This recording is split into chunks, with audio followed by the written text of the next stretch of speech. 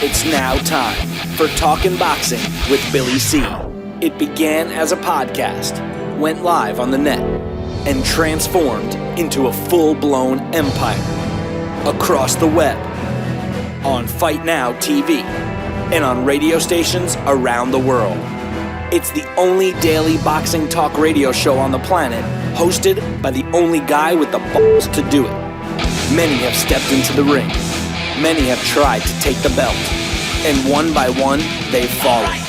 Another victim of the undisputed heavyweight champion of boxing talk radio.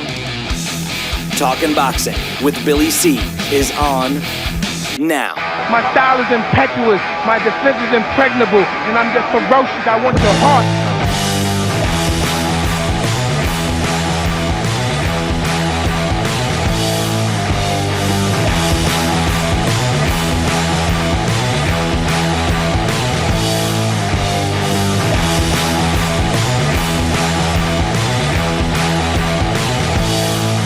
We're coming to you live from the Billy C Studios in Lake George, New York. I'm Bill Calogero, and it's time for Talking Boxing with Billy C. Good morning, good day, good evening, whenever you're listening. I hope you're doing all right. We got a busy show scheduled today, or not. Today's Friday, man, so you guys get to drive the show. We will be opening up the phone lines in a little bit, but we have a guest that I'm going to talk about here in a second. But first, today's show is being brought to us in part by USANA. If you're looking for a vitamin supplement company, check out USANA. All the information about USANA can be found up on their website. You can get to their website by clicking their banner, which is up on BillyCBoxing.com. Today's show is also being brought to us in part by Boxing Brain Health. People, they work out, they eat right, they do everything, but do they take care of their brain? You only got one brain, and it's a terrible thing to waste. Do me a favor, check out boxingbrainhealth.com. Now, you can get to boxingbrainhealth.com very easily by visiting our website, www.billycboxing.com, and clicking on the Boxing Brain Health website banner, which is on the left-hand side. Check it out, man. Listen, I know you're busy, but check out this website. I guarantee you're going to want more information and get some of these vitamins for the brain. I know that I'm doing it, and I feel a lot better. So check it out, www.boxingbrainhealth.com, or make life easy for yourself. Just click their green banner, which you can't miss, up on BillyCBoxing.com. And make sure you tell them Billy C sent you. Now, Gayen Ross, she's going to be joining us in about 25 minutes or so. Who is Gayen Ross? Well, Gayen Ross is a movie producer, and she is going to talk to us about a project she's working on right now. We've been kind of promoting it a little bit. There's a banner up on BillyCBoxing.com right now called Title Shot. And if you click it, you can find out all you need to know. Now, the bottom line, Galen's going to come on and tell us about this project, but I'll give you a little heads up. It was a project that she worked on 20-something years ago, and the film was put in a vault and saved, and it was filmed all at Gleason's Gym. It's a documentary on a fighter, and they're doing the movie now. It's really exciting. Most of the footage all took place at Gleason's Gym in Brooklyn, New York, 20-some-odd years ago. I'm going to have Gayen on in a little bit, and she'll be able to tell us all about that coming up a little bit later. Also, big news today, Tyson Fury, Wladimir Klitschko fight has been canceled, or at least postponed. Wladimir injured himself right after the Batman scene Wednesday. Apparently Thursday he injured himself and has postponed the show. I'll be getting to that a little bit later. I got an update on Deontay Wilder and some of the sad truths about this fraud. I'll get to that a little bit later, as well as an update on the light heavyweight final elimination fight that we were so excited and talking about earlier in the week with Artur Beterbiev and Sullivan Barrera. I got some info on that I want to share with you, as well as an update on Iron Mike Tyson getting into the new millennium and some modern stuff. I'll talk about that. an update on Chris Eubank Jr. Speaking about light heavyweight fights, another good matchup coming our way in Canada. I'll talk about that as well as some other things. And, of course, today is Friday, and you guys get to drive the show. So we will open up the phone lines here in a little bit. Actually, there's no commercial breaks except for one when we go to get Gayen Ross on. So I will open up the phone lines now. And if you're on when we got to take a break, I'll just cut your ass off. 845-228-8710. 845-228-8710. What's your thoughts? Anything to do with boxing or anything else. I'll be glad to help you. We got one email. Only one. I'm shocked. I can't remember the last time I only got one email to read. But this one's from my man James. And James, by the way, does a food blog. Check out jameskeister.com. He's also involved with the Billy C Challenge. And last I looked, he was doing pretty well for this month. But anyway, my man James says, hey, Billy C, are they feeding Paulie Malignaggi a cupcake to pad his record after losing his last two fights? He says, Fracas is still fighting debut fighters, for crying out loud. Am I missing something? Well, you know, James, I don't know if you're missing anything except for one thing. Paulie Malignaggi claimed that he wanted to go over and fight in Italy, and they basically gave him a layup fight. Now, I don't know if he's doing this to get himself another big payday here in the States, or if he's just fulfilling a dream for fighting in Italy.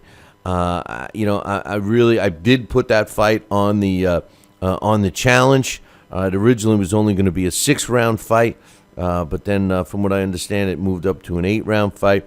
I'm talking about showcase fights. It's clearly a layup for the challenge and a showcase fight for Paulie Malignaggi.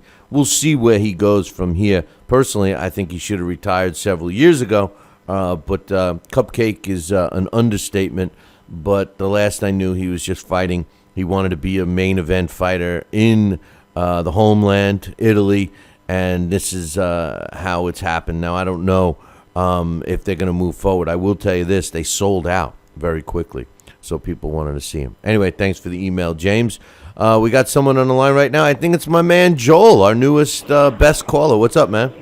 What's up, buddy? You know, to actually answer your question, I will tell you that those Italian cards, because there's one of the fight channels that replaced Fight Now, I won't say the name, but they air a lot of those Italian cards on Sunday night, and a lot of those fights are usually, you know, the A side is a domestic guy, and the B side is some guy from Hungary who has this absolutely crazy record. So, you know, I think more it's Malignaggi, you know, fulfilling his dream of fighting in Italy, because when you announced, and I think I read the same day that he was going to fight in Italy, I knew right off the bat it wasn't going to be anybody of name. It was just going to be, you know, a cupcake. Right. Yeah, we got to keep bugging him to get us back on that network that replaced my boys. But anyway, yeah, I figured that, and I, you know, it wasn't even that long since his last fight, so I don't even know how hard he's trained. Listen, I'm sure he's going to put on a good show for my paisans over there in Italy. I agree. You know, I was, you know, you were talking yesterday about Roy Jones. I think you said yesterday, you know, I was listening, but I think you said that he wants to fight Glowacki and who else did you say? I forget. Well, you know, he was calling out Glowacki as soon as Glowacki is how they pronounce it. As soon as Glowacki won the fight against Marco Huck, he was actually calling out Huck first. And then before that was Denis Ledebev, who's another killer, you know.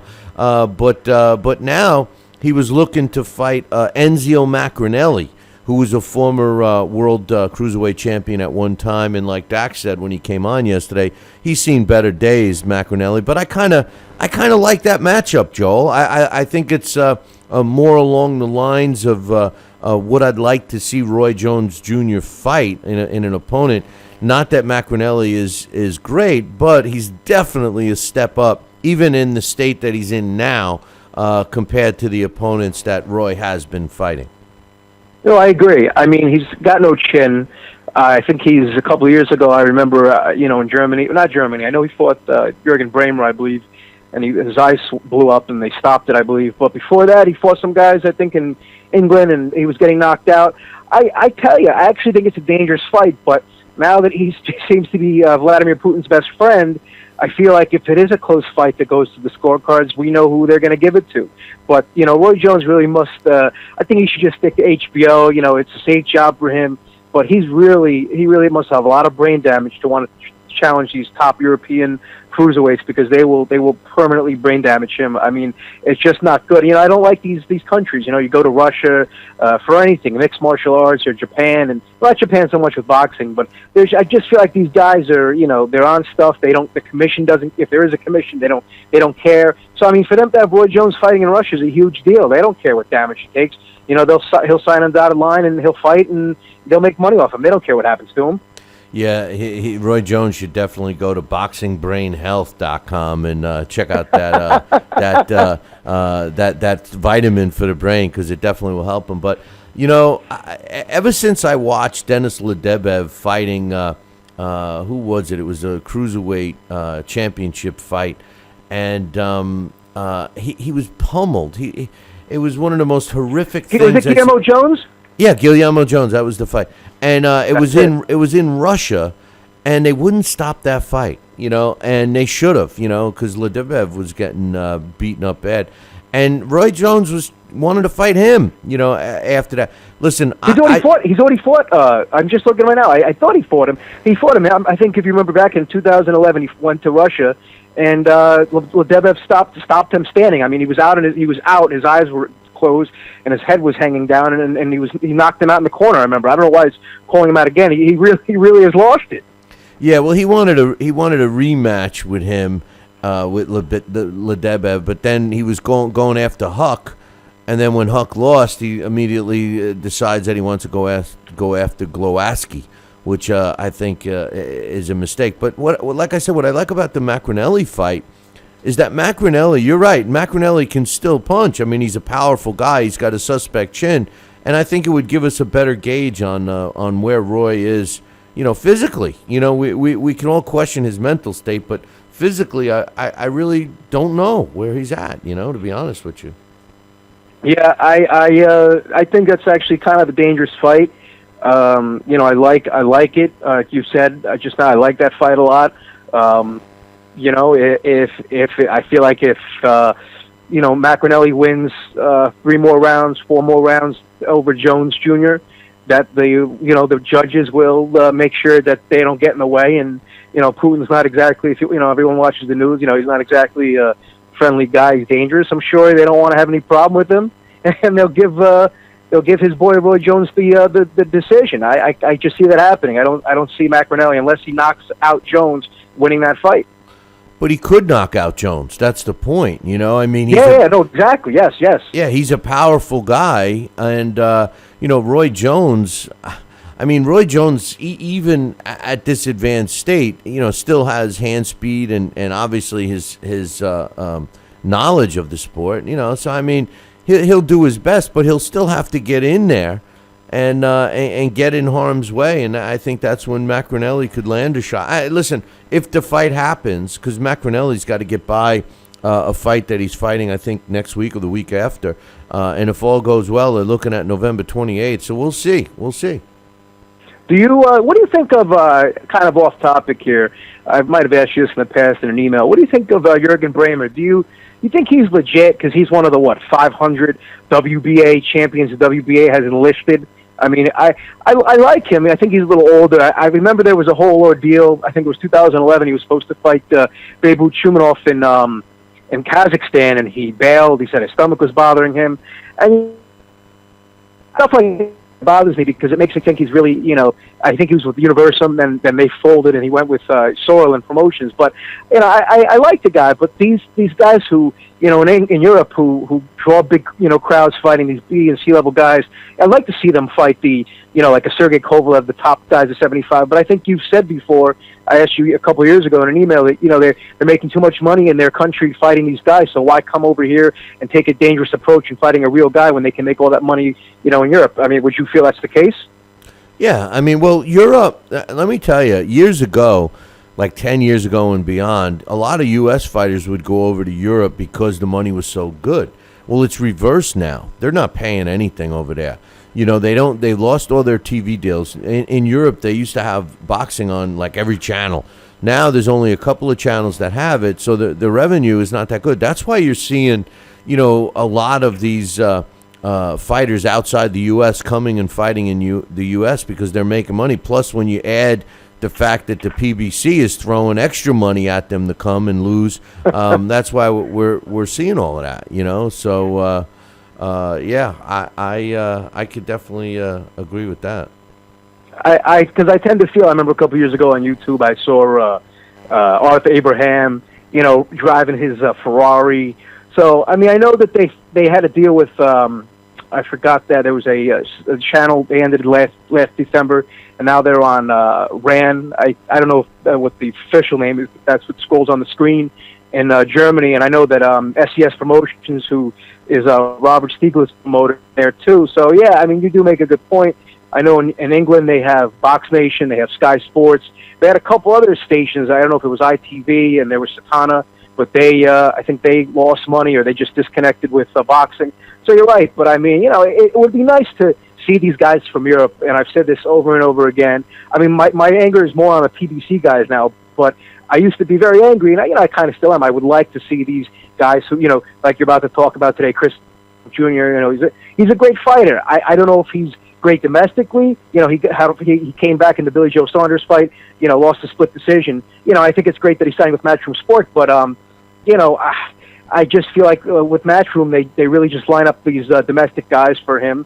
And, you know, and then when time comes, they'll take another route if they mandatory. I don't see these kind of guys like Eubank and so forth coming over to America. The only one I really respect, even though, like, you know, he's obnoxious, is Carl Froch.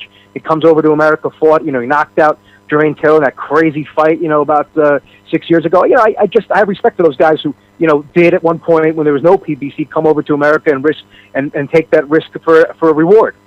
Yeah, well, I mean, they're not doing anything different than our fighters are here, Joel. You know, I mean, they're trying to get as most money as they possibly can for the least amount of risk. The one thing I've always liked about, especially the UK-based fighters, and it's pretty much the same for all European fighters, but the English fighters, you know, they do fight each other. We're seeing that with Dylan White going up against Anthony Joshua. We saw it with Chris Eubank Jr. against Billy Joe Saunders. You know, I mean, these guys, Derek Chisora fought Tyson Fury when they were both, you know, fairly on their way up type fights, you know. When, you know, here in the U.S., we don't see it. We see guys that are, you know, fighting a cupcake, and along with the same, you know, another fighter in the same division, and then all of a sudden we get they're fighting for a title. You know, it's like, wait a minute, you know, how do they jump? This is what I was talking about yesterday. How do they jump from prospect to contender to title shot without fighting other contenders? That's my problem. What I like about the European way is that you know, they fight each other. They, you know, basically make that money, and then they fight again if they have to. You know, they don't really lose anything, and I wish that the U.S. fighters would follow that same role. You know, I agree. I one guy I'm really hot on. I like Joseph Parker a lot in New Zealand. You know, Dan, I know, you know, the big fat guy Dan Rayfield. He said it well. Someone asked him in his chat a couple weeks ago on the ESPN chat that. You know, someone said, you know, do you think that Joseph Parker should speed up his level of opposition? And he actually, you know, I don't agree with much that he says, because he blocked me on Twitter. I must have said something to him a couple of years ago. So, you know, I don't really like him, but you know, whatever. He's obnoxious. But the point is he said something good. Like, you know, I really have no argument with how he's fighting. He's kept keeping busy. You know, when he's not keeping busy, he's fighting a legit guy. And when he's, you know, not fighting a legit guy, he's fighting somebody to keep busy. I like that. I hope that guys like Joseph Parker and Anthony Joshua, Parker's already fought in the U.S. I hope they, you know, either bring some, you know, B-level, you know, former champion heavyweights or former title challengers, like I've said in the chat with Tony Thompson. You know, he's known to the English crowd when he fought David Price twice. You know, somebody like that should be next after the Dylan White fight in 2016. Do you see Anthony Joshua coming over to the U.S., or do you think that they'll try to make sure he gets all his big fights on English soil? Because unless it's Klitschko, you know, Deontay Wilder won't go to England to fight Joshua because he'll get knocked out. Deontay Wilder's going to get knocked out as soon as he fights a real fighter. So, and he knows that, and so does his people. Maybe he doesn't, but his people does. As far as Anthony Joshua, Anthony Joshua is going to be fighting over here on American soil. Anthony Joshua is the future of the heavyweight division, in my opinion. I can't see anybody beating him in a couple of years. He's got it all. He's big, he's strong, he's talented. He's getting better. He's moving along. He's progressively increasing his level of opposition. But the best thing I like about him, the best attribute, is that he's willing to learn. He's not a cocky guy. He's willing to listen. It seems that he's very trainable, and he seems to be getting better and better. Listen, I think Anthony Joshua is the future of the heavyweight division. I give him and his team and Dylan White a lot of credit for having the balls to step in the ring and fight each other this early on, and Joseph Parker is another one. All three of those guys are meaningful fighters in the heavyweight division. When you look here at this in the States, Dominic Brazil, who's going to be fighting this weekend, that's a guy that he's kind of a fraud. He's not in shape. I mean, you look at Anthony Joshua and Dylan White. They're both chiseled. They're in good shape. They're serious fighters. Similar to Klitschko. I mean, I'm not a huge Klitschko fan, but he's always in good shape. So I don't know, man. I said it as soon as he was in the Olympics, as soon as he turned pro. I said, this is a kid to watch, and he's been moving along pretty rapidly, I think, in Anthony Joshua. I can't wait for him to fight here in the States, my man. I agree. I think I've said this before. I don't think Dylan White lasts 3 or 4 rounds with Joshua. When he was fighting Brian Minto on that UK card, I found the website to stream it that afternoon, and Minto was throwing wild overhand shots. But he was connecting. Wasn't connect. It wasn't hurting him. But I'm just thinking a guy like Joshua hits him with something crazy like that, he's going out. There's no question about it. I just would like to see him fight. Those, like I said, 2016. I'd like to see a Tony Thompson guy. He came off that victory over Orlando Solis last year. I remember where his promoter, Ahmed Omer or whatever his name is, was pissed off at him because he quit, I think. He's not fighting. He has no one to fight. He's still a top 10 guy in the heavyweight division. So I'd like to see, if he can knock out Tony Thompson, then I think, which I think he would do. I think he'd be ready for a title shot. I mean, I know Klitschko would give it to him. We know Wilder wouldn't. Yeah, well, I think he'll get a shot. I don't know if Dylan White is going to go out that quickly, and I don't think that. Really? Well, I don't think that Anthony Joshua is going to go in for the. I don't think that Anthony Joshua is as foolish. Brian Minto is just a club fighter. He's a hired gun. He's a notch above your idol, Jason Gavrin.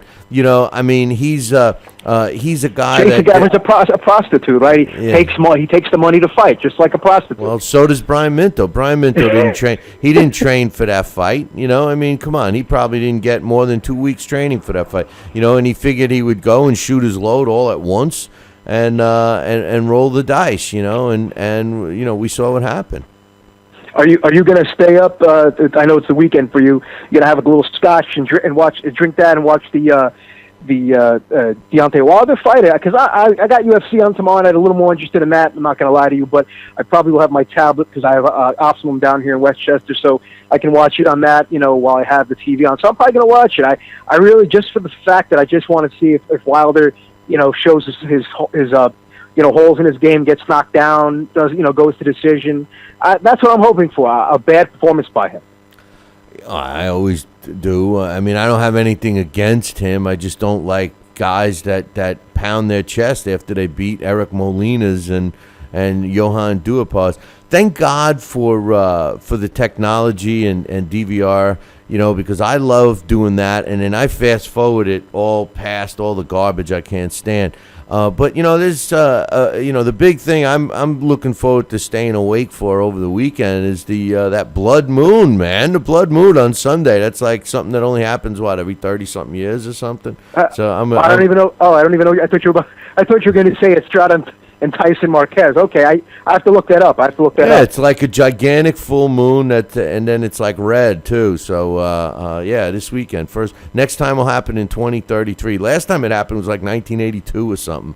So 2032, you'll be 25 years old. I'll be 105, right? So well, anyway. Listen, I'll let you go.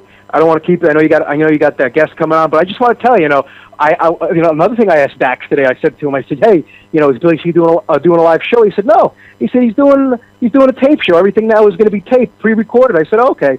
Dax knows everything now. Everything's according to Dax. Everything's going to be taped. No, I'm joking. He didn't say that. Yeah, well, if he said that, I would have been like, okay, maybe Dax knows something I don't. I would have asked him first, before I said anything. But no, because I talked to him on Facebook. So last night I asked him, because I went to the Gayen Ross's Twitter page, and she said 5:30 tomorrow. So I wanted to, I asked Dax because I could get in touch with him quick, and he says maybe it's a pre-recorded thing. I don't know. So I said, so maybe. So I just wanted to bust his chops and say, that he said that today's show was going to be pre-recorded, but whatever. It's just funny. But listen, man, great talking to you. I hope you have a wonderful weekend watching the fights. I'll call you next week. I know you're going to be away for 2 days, but I look forward to the other days you're there, and enjoy your weekend, buddy. I really appreciate your time.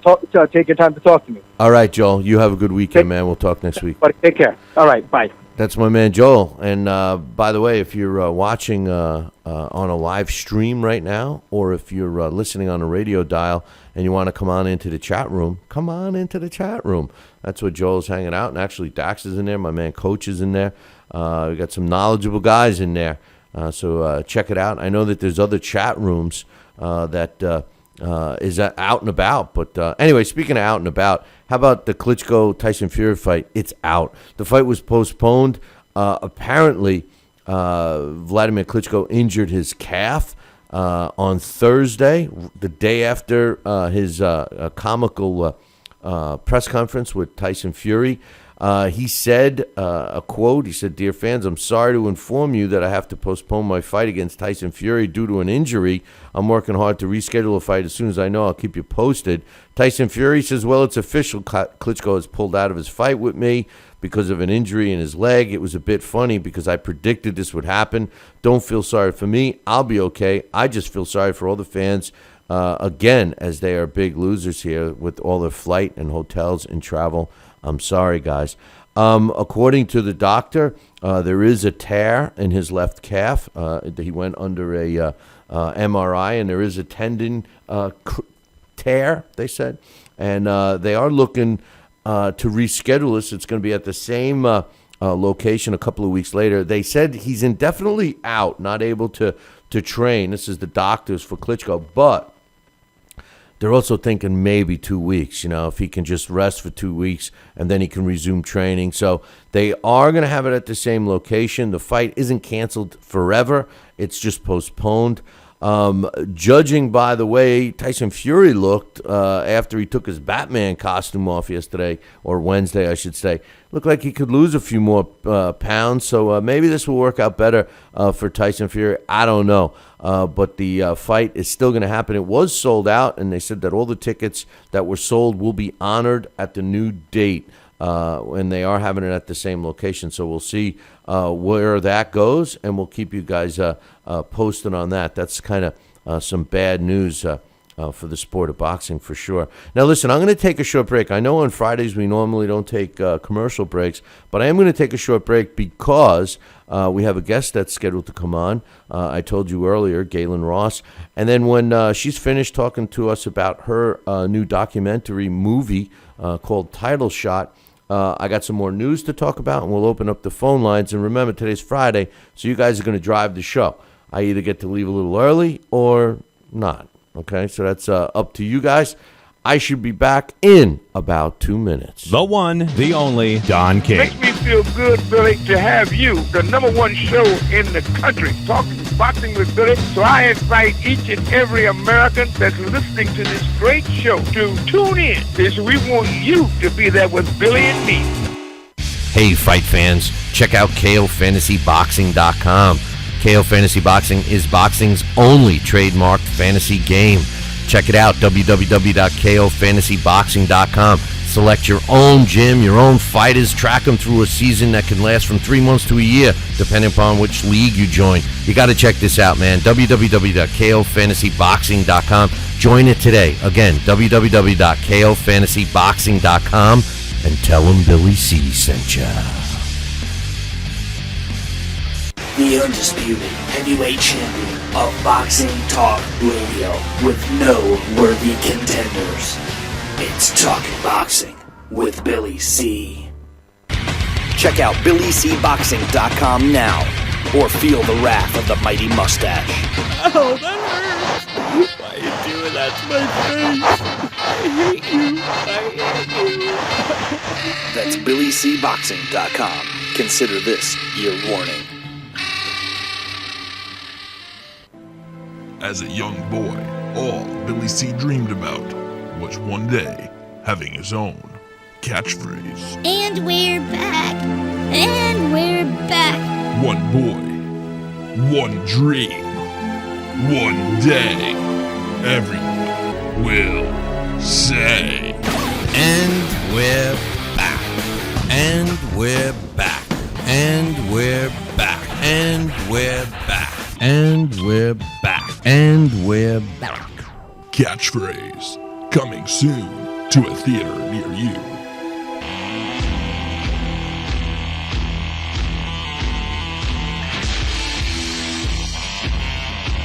And we're back. You're listening to the Talking Boxing with Billy C show.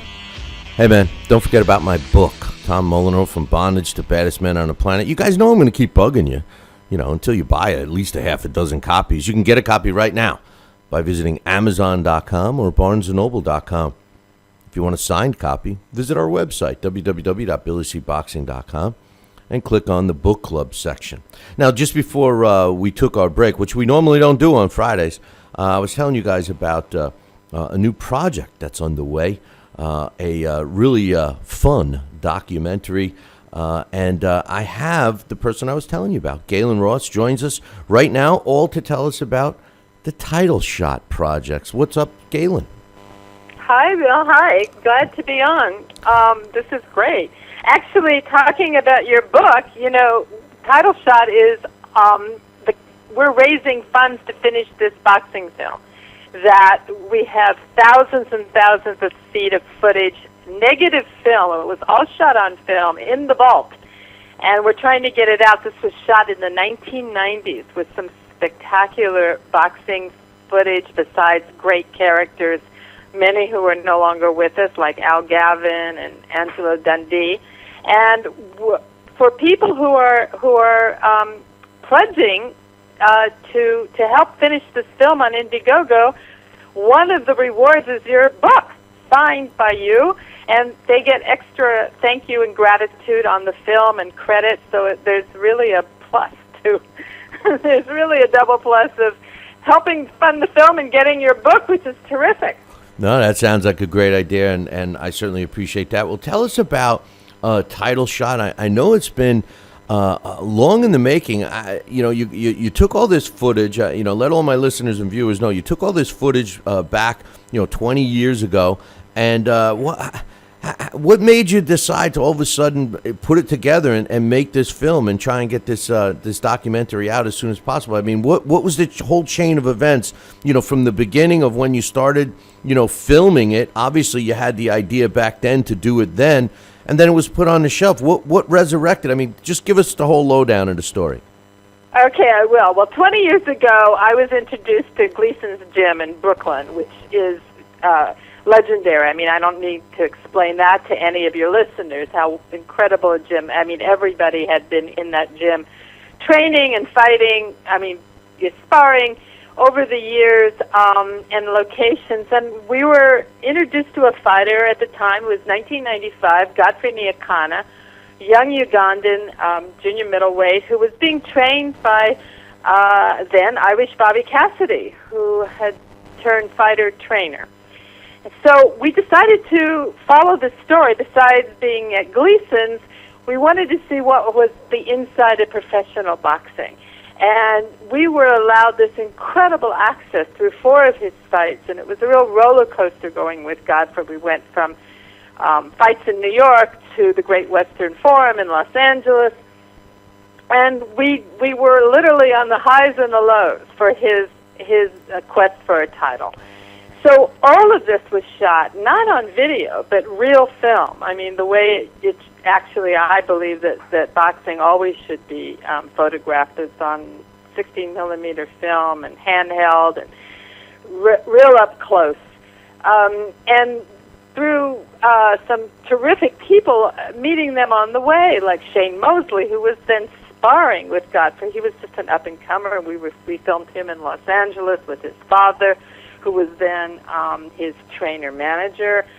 We had Kevin Kelly, who was giving Godfrey advice at the time, and others like Al Gavin, Cedric Kushner, Angelo Dundee. I mean, it's really a whole glossary of characters.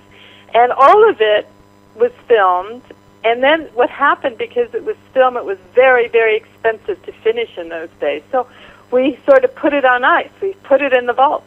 And thinking, we'd come back to it in a few years. And what happened then, I think, is that at the end of the 90s, and something happened in around the early 2000s, boxing took a decline in the interest. So people were no longer so excited about boxing. And so we couldn't get the interest back for it. And so now I think that indeed boxing is having a comeback. And a lot of people are very interested, not just in boxing, but looking at this literally a time capsule of professional boxing in the 1990s, who was there, how it worked, behind the scenes. And I think that's the other thing. Godfrey wasn't part of any particular network or Showtime or HBO. It wasn't being promoted by anybody. So the access was really unfettered. We were like a fly on the wall, seeing scenes between trainer and manager.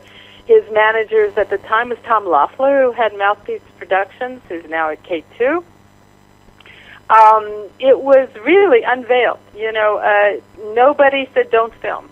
And so we got scenes that I think you only see now, it's scripted features. And this is what we want to get out, and we want people to see. So we've got to raise $25,000. We're a quarter of the way there almost, and we've got 44 days left to do it on the Indiegogo campaign. I think we're going to get there. Let me ask you this. Originally, when you were first starting to, film, get all this footage, in the steps that you need to take to create a film. Obviously, right. I don't know all of that. That's your business, not mine. But it obviously started out about Godfrey Niakonda, right? I mean, you were going to do the story basically on him. Do you feel that since this project has been on the shelf or in the vault or however you look at it, that now, because of those guys that were involved in the background, so to speak, the Sugar Shane Mosleys as an amateur, the Kevin Kelly, who was a top fighter at that time, Al Gavin, who was regarded as one of the best cut men ever in the sport, exactly. Cedric Kirchner, who went on to be and was at that time a top promoter, and probably all the other guys that were around there. Bob Miller was probably there. He was a Al Gavin crony. Some guys that are involved with boxing today, all these guys. Now, has this project now kind of evolved into something, like you said, more of a time capsule above and beyond Godfrey Niakonda, or is it still the story of the trials and tribulations of a young fighter trying to find his way back in the 90s? Yeah, I think it's all of that. I mean, we all know that Godfrey Niakonda, all we have to do is look at the boxing record, is that he didn't win his title. He lost the fourth fight. So there's no surprise there. But you know what? My feeling is that it's always been. It's the knowing the ending is not the point. It's what was the journey, and to be on this inside track with all these incredible characters that you just named, who are now legends. And they're, many are no longer with us. And those who were filmed at the time, some are still fighting, like Shane, and others are not. And Bobby Cassidy is no longer training.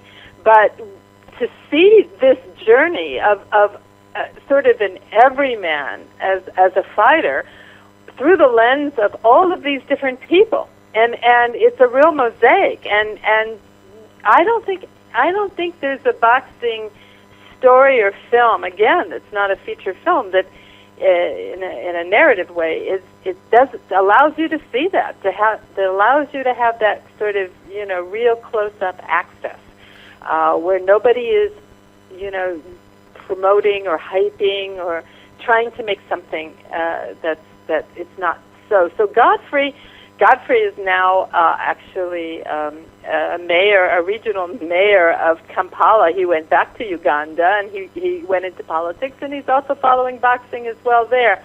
And what we'll do is also follow up on some of these fighters and people that, who are still with us, who are in the film. But I think you're absolutely right. It's all of that, and I think that's what makes it so rich. I think that another important piece of that, and I don't know if this was just by accident because you happened to have walked into that place, or if it was done purposely, but Gleason's, in Brooklyn, that's a historical place for boxing.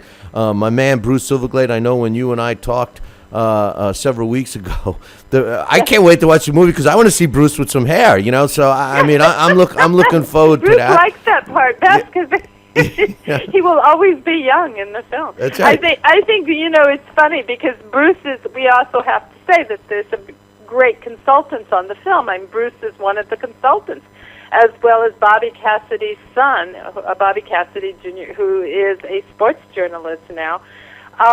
So Gleason's is just, I haven't been back to Gleason's in maybe over a decade, really. And to be there, there's a few differences now, of course. When I was filming 20 years ago, I was the only woman in the gym. And now, the gym is filled with women training and boxing professionally or just taking it up as a sport. And then there was Hector Rocco, who's there, still there. One of the rewards for people who pledge, they can train with Hector in the ring, Hector who trained Hilary Swank. So that whole wonderful world is still there, and Bruce has said many times that of all the films that have been shot there or have used Gleason's as a backdrop, this is still his favorite. And I think partly, again, it's because, I did before the boxing film, I did a film on diamond dealers on New York's 47th Street, and, there were $1 million rubies and diamonds, and, after a while, they all started to look the same, but it was the people behind that who were, great stories, great legacies, great histories. And that community in Gleason's, and as we traveled with Godfrey, it was the same thing. We kept meeting all these wonderful people, and they're in the film. That's great. I love, that must have been, for me to all of a sudden review that film that was away for that long, it would have been like Christmas time for me, seeing all that stuff, that's great. So tell me and the listeners, this whole project is to help with the financing of getting this project going and in the theaters or wherever you're going to bring them. Tell us about how this project works and how they can actually be part of it. Not just, you're not just there with your hand out for money. You're making potential investors part of this project. Explain how that works. Well, it's a little different than investing. Indiegogo offers people the opportunity to contribute to a film and to see that it happens, and with that, they get rewards, they get credit. Some of them even, there's even rewards where they could be associate producers.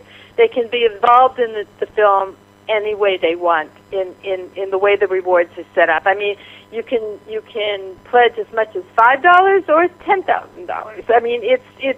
There's a range of rewards, and it's really amazing how many. We just got pugilist boxing gear just put on their boxing gloves as a reward, signed by Mike McCallum.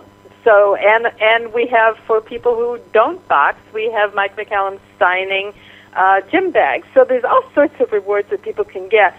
What we're trying to do now, it's very simple. We're trying to get this negative film and get it all transferred to the lab, all the audio, so people can finally see what we have, and then we're going to start putting it together for the feature documentary. And what's great about people coming on board now is that they can follow this whole process. They're going to be involved in what we got, what we're developing. They'll see it before other people can see it. One of the rewards is they get a special download, video download of what we have. So they stay involved all the way up until the opening night. Well, I want to be. I don't know where it's going to be, but it should. We definitely should do something at Gleason's, that's for sure. And the other thing I want to say is that one of the rewards that we're going to be putting up is that we're going to allow people that whatever they pledge, and this is very important to me, that whatever they pledge, $1 or $2 of whatever they want to give to the film will go to Ring 8, which I think is an amazing organization that helps boxers help boxers. And this is something that we're going to do this weekend, too, is to make that possible for people so that they can contribute to Title Shot, but they're also giving to this terrific organization. I have people in the chat room asking me to ask you what type of donations, how small can donations be? They can go as little as $5. I've got rewards at $10. I've got $50. I think your signed autographed book is at $60, but they get all sorts of other things with that. We have T-shirts from Gleason's. We have the play by about Bobby Cassidy called Kid Shamrock that his son and Bobby are both signing. His other son, Chris Cassidy, is an amazing photographer, and we have a whole set of boxing photographs that Chris has donated as an addition for rewards. So it's really, I think we've got like 20 rewards up there. Training sessions with Hector, gym membership at Gleason's, and the pugilist boxing gear, which is really terrific. Yeah, that's great. Hey, is the body snatcher Mike McCallum? I love the guy. He's a buddy of mine. Is he in any of the footage? Because I know he trained at Gleason's around that time. No, we didn't film him. We didn't get him. But he's really being terrific about signing these items for us, and that's going to be great. I mean, what's better than walking into a gym with a pugilist bag with Mike McCallum's signature all over it? I mean, that's great. I tell you, he's one of the greats, and he's a great guy to hang with too. I'm glad you clarified that, because some of the misconceptions, even with the people that are hanging around our chat room right now, was that the minimum donation was like $25. So I just educated them. They know that anywhere, $5, $10, that's $15. Good to know. So we don't. So I'll make sure that people know that everywhere is that they can contribute as little as $5 and still be part of this. I mean, as I said, no pledge is too small. And the great thing about Indiegogo is that we'll get all the funds that we receive, and that they'll get all the perks and the rewards that they want. And, just as a side note, before I became a documentary filmmaker, I guess you know that, Bill, that I was an actress. Did you know that? Yeah, when I did my research on you, I saw that, and you decided to get on the other side, huh? Well, yes, but one of the rewards, here's the full admission that I was the actress and star of George Romero's Dawn of the Dead. And Creepshow, which some of your listeners might remember. I remember that. I remember Creepshow. I thought it was cool. I thought it was cool. That was in that was like mid-late 80s, right? I was drowning with Leslie Nielsen trying to kill me with Ted Danson. That's right. Leslie Nielsen. He's a funny guy. There's no doubt about that. He was great. So anyway, some of the rewards are autographed photographs and postcards. I mean, you can get autographed postcards for as little as $10. I mean, you can't beat that, right? No, that's good stuff. Hey, listen, I definitely want, keep me posted. I definitely want to be involved as this thing moves forward. And but before we let you go, as far as this project, what we're trying to push now, you correct me if I'm wrong. I have the banner up on BillyCBoxing.com, so anybody that's watching or listening can go up there and click that banner. That banner takes them right to where they got to go to get involved, right? To make a donation and see what other things you got going on there. Correct? Yes, and they can go right. It's called. They can either go hit that banner, which is the easiest thing to do, is on your website, or they go to TitleShotFilm.com or Indiegogo Title Shot, and you'll get there. But the best thing is to hit the banner on your website, because everybody knows that, or TitleShotFilm.com. And they can also leave me personal comments or questions. Everything can go on that page. There's a place for comments, too. So if they have anything that they want to ask or they want a specific, I'm here to answer. Well, I told you one of the things we got to get pizza at the place across the street from Gleason's, right? We talked about that. Last time I was down at Gleason's, that's all that. Besides them towing my car, and I had to go to get it, because I didn't see the sign that was hiding behind a tree. I love that pizza place right across the street, so we definitely got to go there. How long is this project going to be going on? When are you going to know if you got the home run or not? Well, what we're going to do is no matter what we raise, we're trying to get the whole amount of $25,000. As I said, we're a quarter of the way there. We got 40-some days to go. But whatever we raise, we're going to sort of do it in the stages. So whatever we get, we're going to do the most important scenes first so we can start to show people. And, I'll tell you, there's one scene that is just amazing, and that scene in particular is the night that Godfrey lost his bout at the Forum in Los Angeles. And there is a scene where in the midnight hotel lobby, just the trainer and the manager are talking about Godfrey's fate. And I truly don't know if there's any scene like that ever filmed in documentary history for boxing. It's chilling. The pain, especially when Bobby Cassidy, who was a fighter and understood exactly what Godfrey was going through, starts to explain to everyone, to the manager and the other people there, what Godfrey must be feeling now at the moment. It's just amazing. Hey, and that's the kind of footage that I want people to see. It's great stuff, and especially at the time. See, a lot of people today don't realize, because of the explosion with media and how easy it is. People are at an event, and they got their phones and they're streaming what's going on back to whoever. So for this to be, in a time capsule like you referred to it earlier, I think is the best way to describe it. One last question about Godfrey Niakonda. What's his thoughts that this is being resurrected, so to speak? Is this something that he forgot about, or is it something that he's really excited that he's part of, or what's his mindset about? I think he's thrilled. He's suddenly reappeared back on Facebook and emailed to me, and he's really he thinks it's great.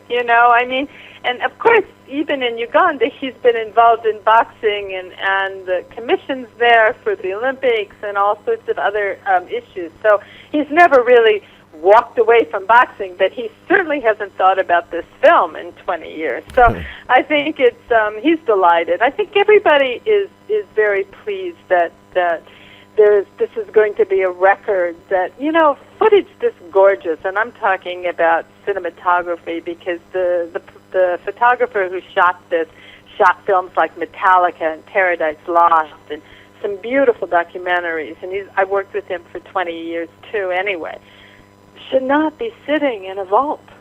No. It needs to be out there. You mentioned Creepshow, and all I can think of now is the character in the beginning. That little monster. He's like kind of a comedy guy. That Creepshow. What was? I don't even know what his name was. Oh, right. The little cartoon thing that came out with the Stephen King moment. Right. It was just it's sort of like funny. But anyway.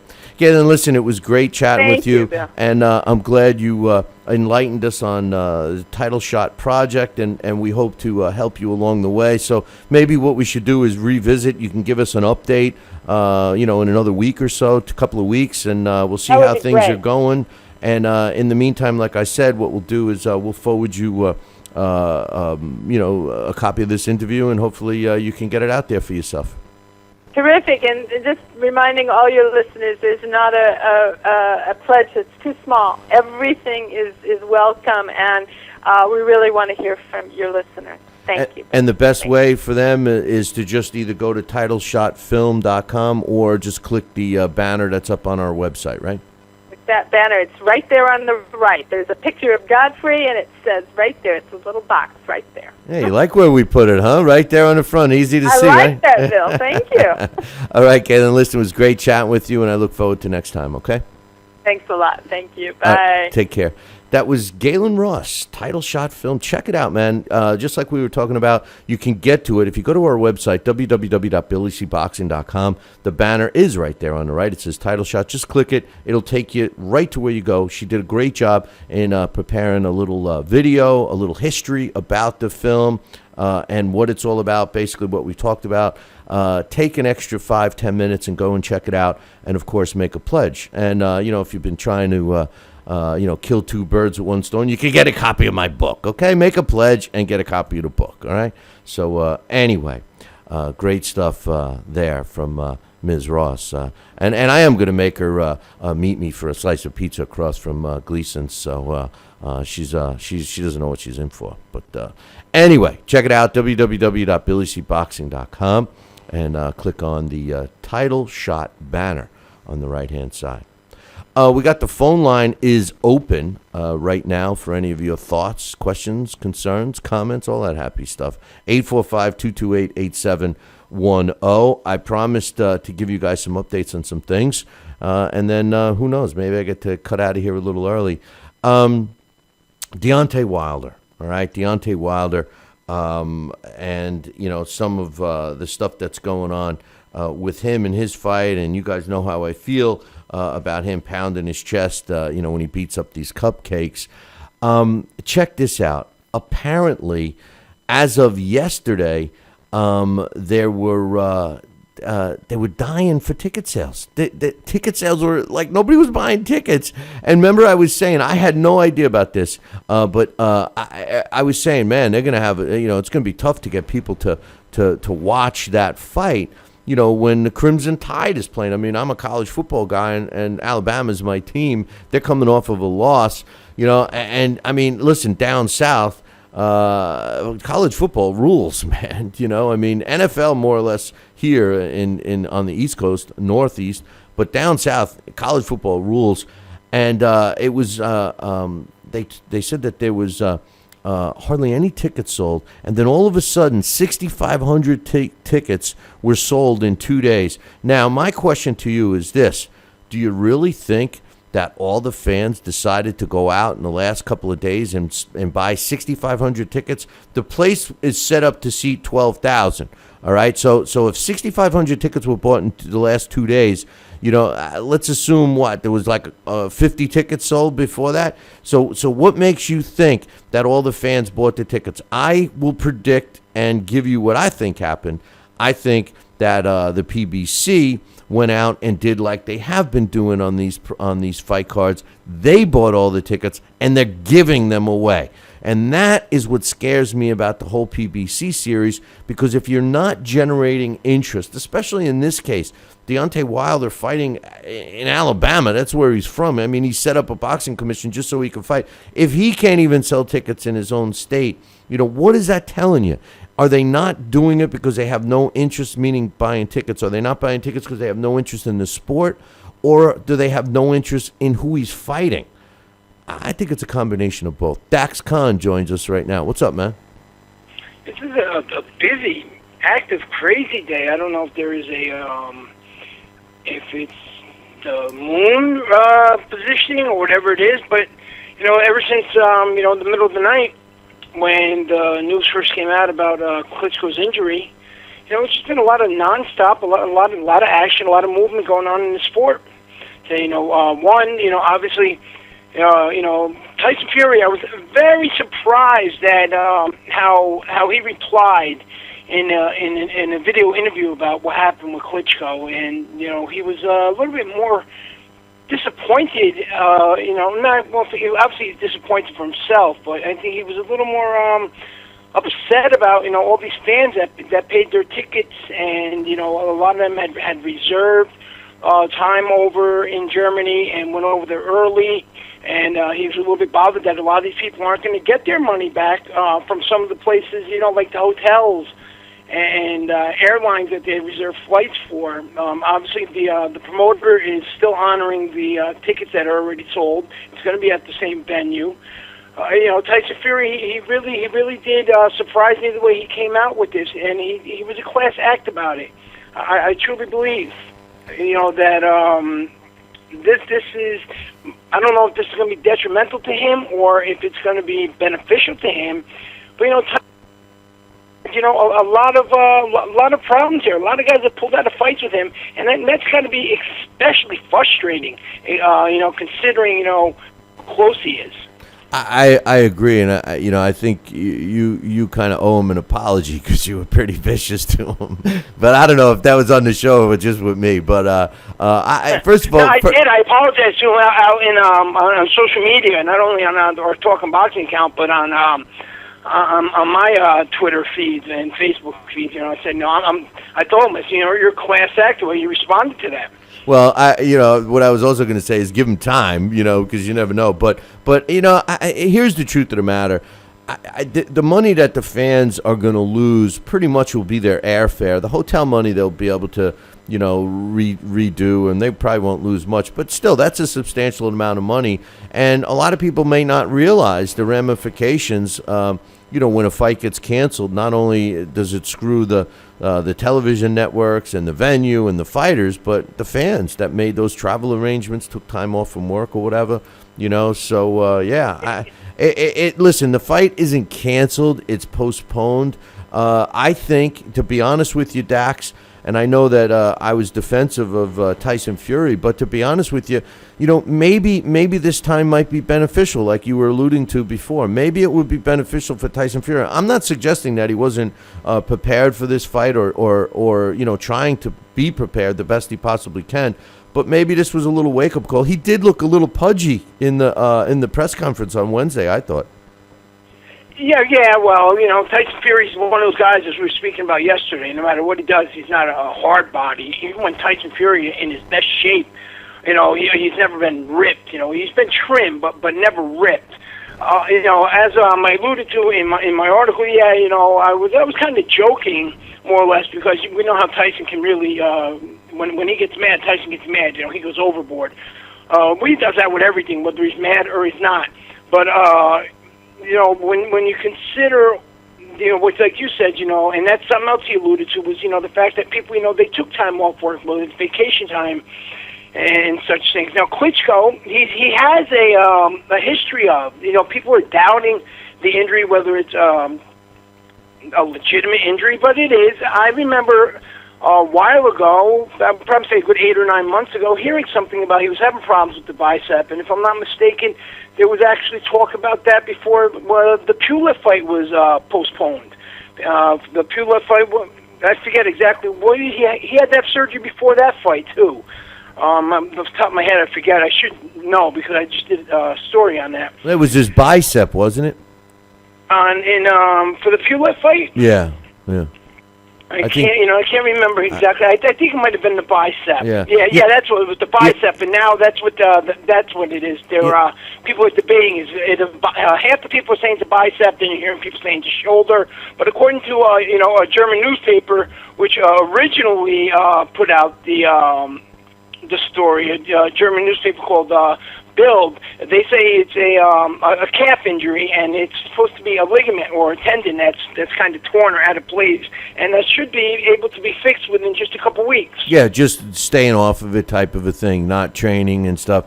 So yeah, the fight looks like it's going to take place, a few weeks from past. He did look bad his last fight, though. No, he looked bad. I thought that was the most entertaining fight of his career. I thought against Jennings. No. Pulov.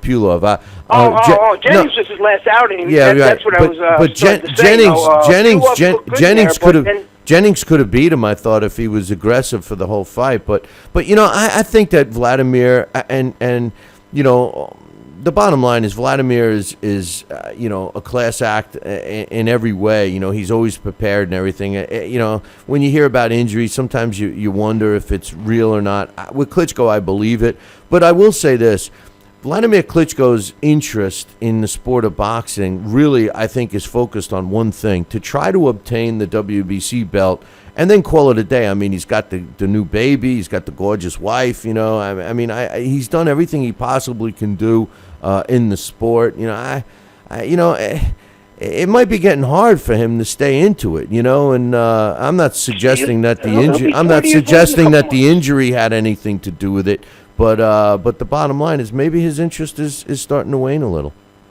Every time in the past, his injuries have always proven to be true. So it's hard to doubt Wladimir, whether or not the injury was there and he just didn't mention it before. Then now he just decided, you know what, maybe I shouldn't go through with it, with the injury. And he rethought himself and said, I think this might be a tougher fight than I think. Who knows? But the injury is definitely valid. And yes, he was one of the fighters that I spoke about, who I think is going to be the next one out of the sport, the next big name that's been dominant over the last decade or two, because he is about to be 40 years old, and because he's a semi-new father and a family man now, and he has done all he can. Unfortunately, it hasn't been the strongest of errors, but he has dominated in the errors ever since the Lehman Brewster fight. Wladimir Klitschko hasn't, in your words, matter of fact, hasn't. Don't even think he's lost a round, let alone come losing a fight since then. It's really hard to doubt his credibility whatsoever. Now, also going on, you have David Haye out there who he couldn't shut up. Of course, David Haye had to use this, take a cheap shot at Tyson Fury, and he had to, use this as a way to get his name mentioned again, because he's become irrelevant. He really has become a social media troll. His comments of, seems Klitschko got hit with the Fury injury curse as well. Clearly, the boxing gods don't feel Fury deserves that retirement paycheck. And this is his tweet out there to Tyson Fury, and he's been retweeting this all day on social media. Now, this is coming from a guy who's going out the back. He's taking more opportunities to get out the back door in dangerous fights than than a greasy hot dog. Comes out the back door 2 hours later after lunch. And this is coming from him. Yeah, well, David, like you said, he's not even relevant to the sport anymore. Yeah, he's not. Then you got Eddie Chambers over here talking about going on today, talking about Deontay Wilder's resume. Yes, Deontay Wilder's resume isn't the greatest, but look who Eddie Chambers has been fighting as of late. Eddie Chambers is another joke. I wouldn't even waste my time with that. This is what I'm saying. They're all jumping on this, though. Well, they're using these other fighters to, try and keep their name out there by making comments, even in social media. It's pathetic. You know what? You're fighters. You're professional. Fight. And there's another rumor around considering David Haye. They're saying that Roy Jones may not be fighting Enzo Macronelli. That David Haye is trying to weasel his way in there one way or another. David Haye, I don't know. I'm ready to throw up thanks to your call, Dax. With all this, I'm serious, stuff. You know what? And I just figured, I just wanted to show that this isn't recorded, okay, Joel? Matter of fact, my comment, I didn't know if it was a recorded interview for that you were doing for the podcast or something, because, we hadn't spoke about that before. And, sometimes we do have the interviews, that are strictly for premium podcast members who come out of their pocket with that $15 a year and they get the content nobody else can. Exactly. I like the way you put that in there, too. But always got to sell something. And Eddie Hearns is hitting out there that Kell Brook may fight Timothy Bradley as long as they win their next two fights by the end of by the summer of 2016. So that'd be a good one right there. Yeah, I would and like. Chris Eubank Jr. calling out Triple G. Chris Eubank Jr. Yeah. Oh, he's not a real fighter. First of all, Chris, why don't you get your own? Why don't you get your own career back on track here? Why don't you pay attention to the sport and see that Triple G and David Lemieux, the two most dangerous middleweights in the division, they're going at it next. So either way, so why don't you build yourself up into some contention there? You haven't done nothing. You got a lot of potential, but it seems these guys, they get around Eddie Hearn, who's a great promoter, but all of a sudden they can't shut their mouths, and they talk out of the other end. They talk out of that back door that David Haye is always going out of whenever there's an opponent that might possibly hit him. Yeah, looking at David Haye, I think things are going in that back door, but that's another story. But he talks out of it, Yeah. David Haye, you remember the scene from Ace Ventura: Pet Detective when he's bending over? Oh, my amigo! That's David Haye when he talks with a big afro sticking out of each side. Dax, I appreciate the call and the updates, my man. All right, everybody, enjoy the fight this weekend. Talk to you Monday. All right, take care. That's Dax Khan. Check out his column up on BillyCBoxing.com. Phone line is open. I got some time to take some other calls. Give you guys just my point about Wladimir Klitschko. And yeah, I have said that you could make a strong argument that since he's regained the title, that he hasn't lost a round let alone a fight. Okay, so which is pretty amazing. However, the reason why I was never a big fan of Wladimir Klitschko is because he's a boring as hell fighter. I mean, let's be real, he's boring. With the exception of the Pulov fight, that's boring as hell. I mean, if you're having trouble sleeping, just throw in a Klitschko fight and you'll be snoozing pretty quickly. But the other day we talked about an elimination fight between the number one contender and the number two contender. I believe they were both number one and number two. I'm sorry, number 2 and number 8, because the contenders don't fight each other anymore. But for the light heavyweight title, Artur Beterbiev going up against Sullivan Barrera. And although I didn't really like the fight for Barrera, because I feel that he didn't pay his dues enough, and Beterbiev is an exception too, because he's only got 9 fights. They were going to go for a purse bid, and GYM, Yvonne Michel's promotional company, said that they're going to win the purse bid. So because they want to have this fight in Canada. And so that kind of tells you that, they're going to bid kind of high, and they probably have a feel for what some of the other bids are going to be. And they want to have the fight in Canada. Well, Sullivan Barrera apparently must have a record, must have did some time in the slammer, because he can't get in to Canada. And the only reason why Canada wouldn't let you in is if you have a record. I mean, they don't let convicts, former convicts in the country. And Barrera issued this statement concerning the fact that the fight would be held in Canada. He said, and I quote, "I'm very sorry to hear that for some reason Artur Beterbiev isn't willing to fight me in the United States. The biggest fights are here, and it's funny that his last fight was in the U.S., and yet he won't fight me here. I've been wanting a big fight for years, and I'm willing to fight Beterbiev knowing that the purse is in his favor, which is a 75-25 split.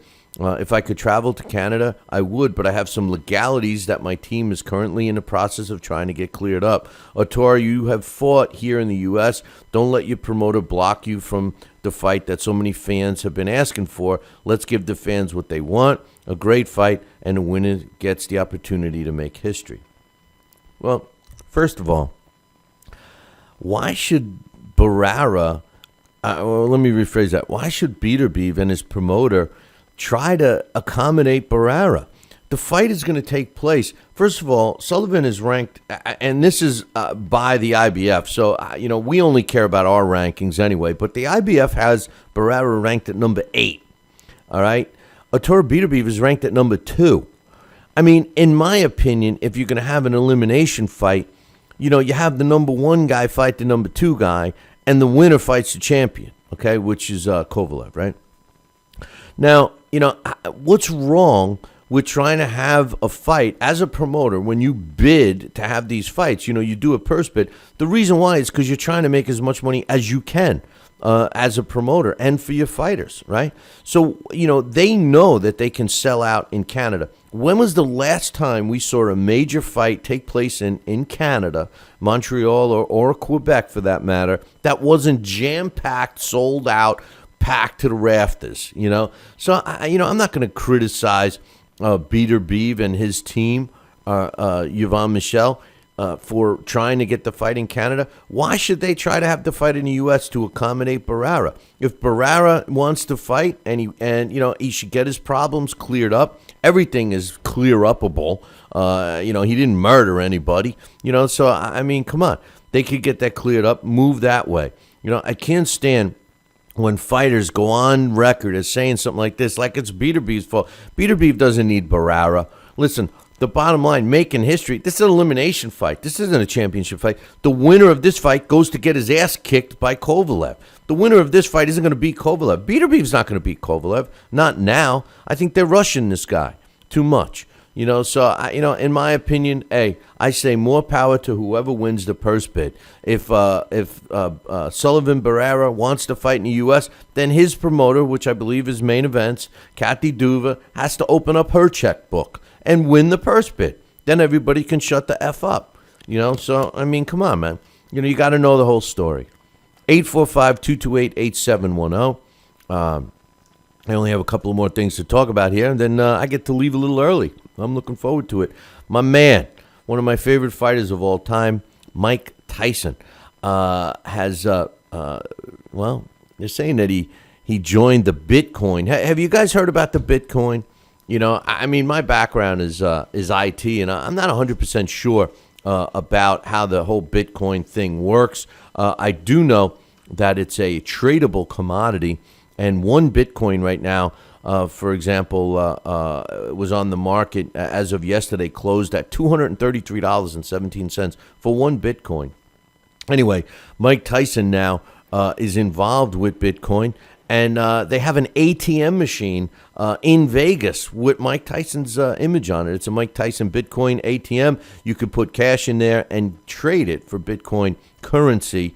In case you're wondering about Bitcoins, Dell and Microsoft both accept it, and they're trying to get it a little more. Last I heard about Bitcoin, they were having some trouble, but apparently that trouble is gone, because if there's an ATM machine in Las Vegas at the Link, LINQ Hotel and Casino, then it must be doing okay. So my man Mike Tyson making a couple of bucks here and there, and some Bitcoins as well.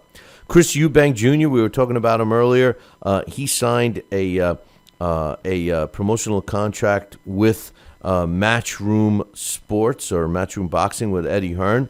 And remember something, that Chris Eubank Jr. is the WBA middleweight interim champion. How many friggin' titles does the WBA have in the middleweight division?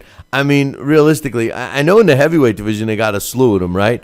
Shigayev's their regular champion. Klitschko's their super champion. You got Ortiz is fighting that whatever his name is for their interim belt. That's three world titleists all in the same division, and the middleweight division is similar. It's a joke. Anybody that puts any kind of value in the WBA is you're a better man than I, or a woman. Shawnee Monahan, my man Coach, who's in the chat room, big fan of Shawnee Monahan's. He's got a big fight coming up in a few weeks against Donovan George. I like this fight. Now, it is going to be on TV, so we'll get to see that. It'll be a PBS show. But Shawnee Monahan going up against Donovan the Bomb George. Now, Donovan the Bomb George is a very limited fighter, and I'm not sold on Shawnee Monahan yet. I know he's a New York guy and everything from Long Island.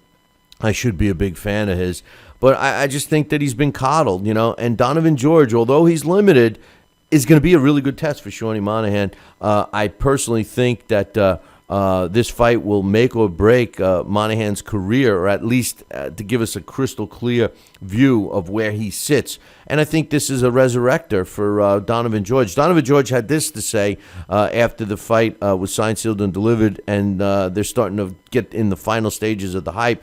He says, "I'm taking this fight with Monahan said, "I'm taking this fight with Donovan George very seriously. I've never trained harder. Each of us has been in exciting fights, and the winner will move on to bigger opportunities." When Donovan George was asked what his thoughts were, he says, "Monahan's a good fighter, but I'm not coming to New York to lose. I'm coming back to Chicago with a victory and Monahan's scalp. And when I get done with him, I'm going back down 168 pounds to take care of Jesse Hart. But my first order of business is on October 16th. Actually, it's I was wrong. It's on a PBC. It's a top-ranked card.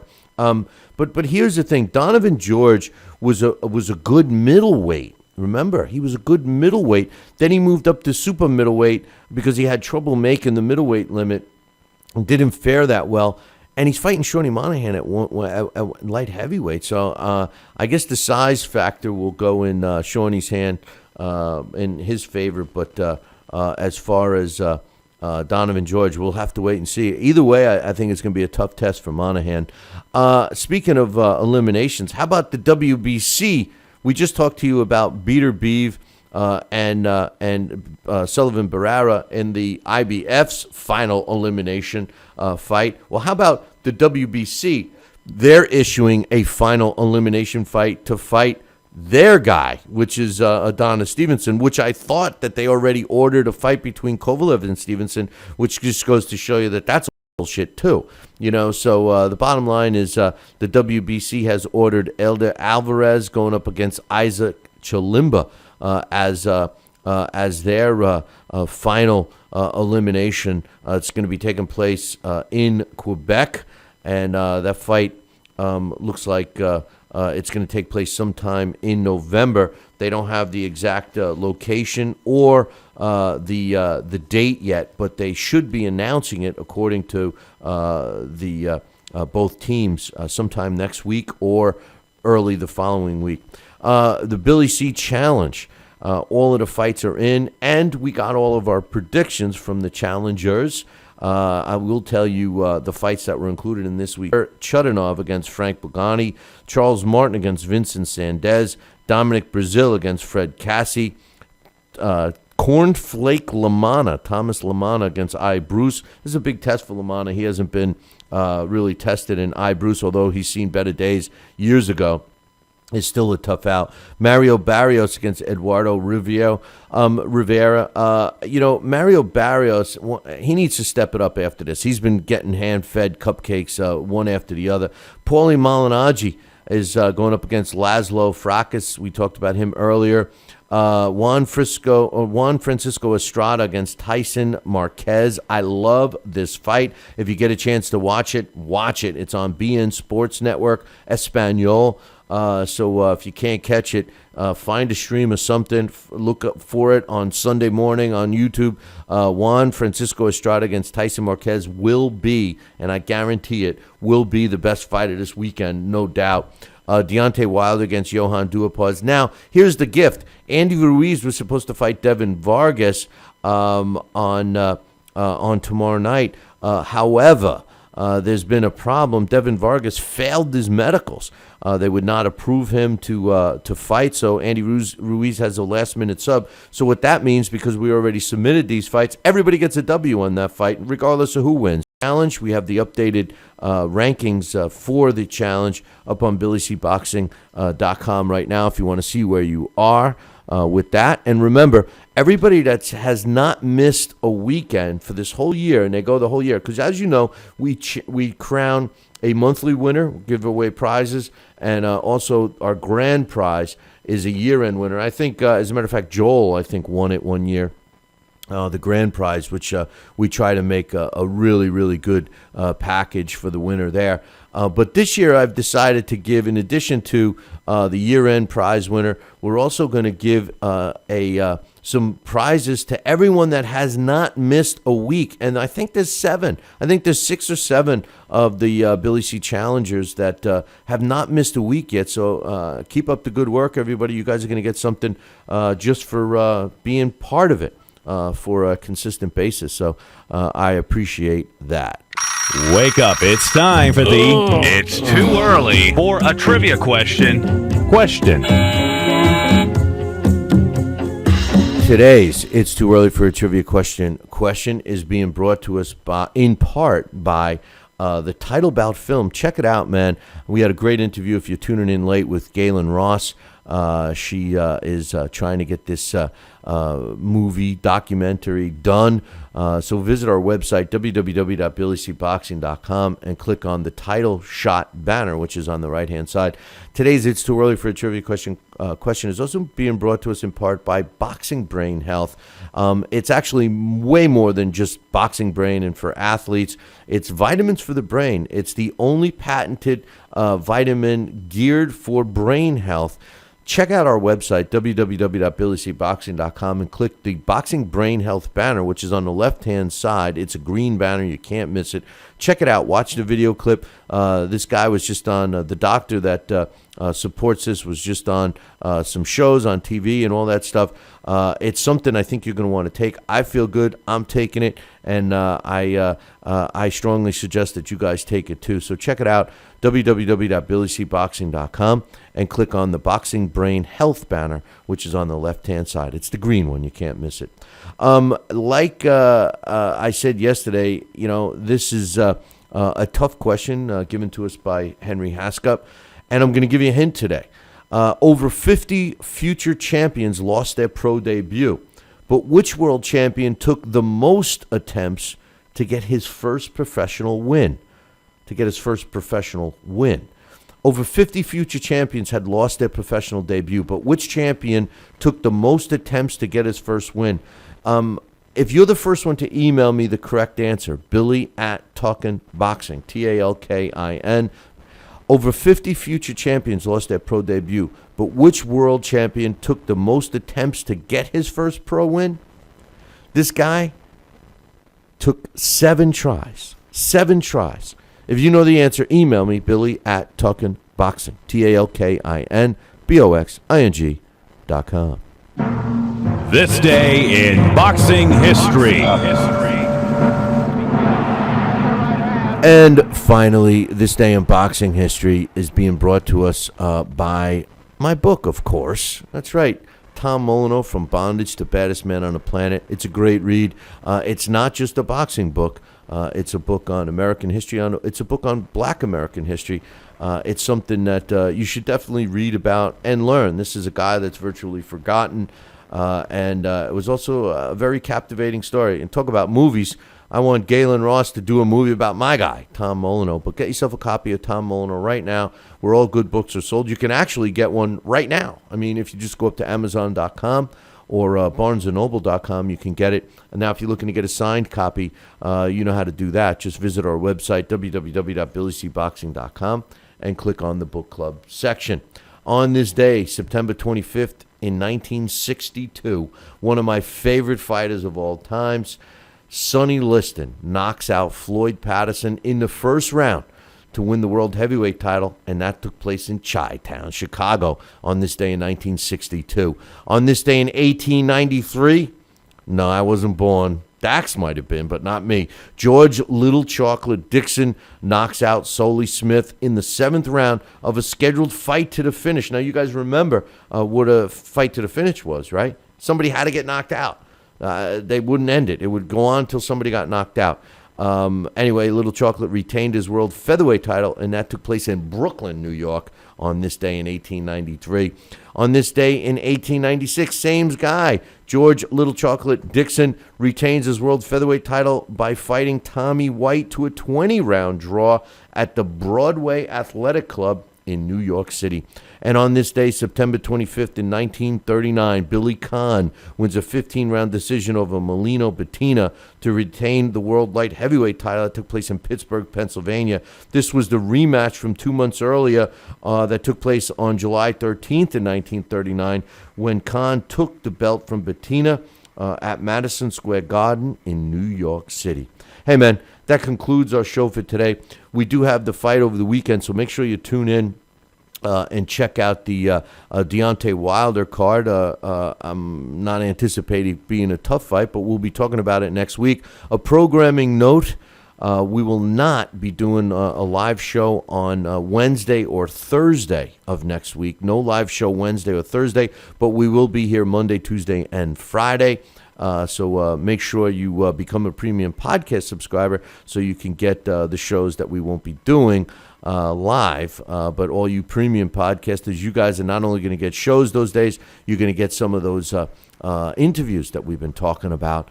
I got the Sugar Ray Leonard one I know I'm going to be putting up there. That was a classic, as well as the Don King one and some early Andre Bertos and Danny Garcia's. All that stuff is going to be up for the premium podcast subscribers. So if you've been waiting, now's the time. Fork over to $15, man. It's for a year. It'll help us. Plus, it'll help you not miss a show.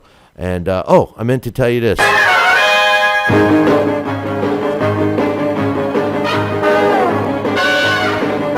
Do a little dance. Don't forget to tune in Monday evening, same bat time, same bat channel. I know that was kind of a stupid dance, but anyway, until then, ciao, baby.